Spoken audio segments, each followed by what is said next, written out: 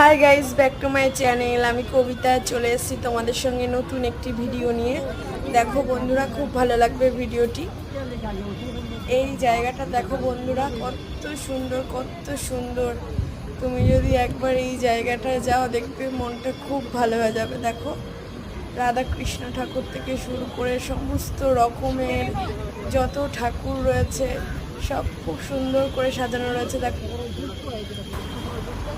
হ্যাঁ বন্ধুরা, দেখো কত সুন্দর। দেখো আমাদের এই নাগ দেবতাকেও দেখো কত সুন্দর লাগছে, কত সুন্দর করে তৈরি করা হয়েছে বলো।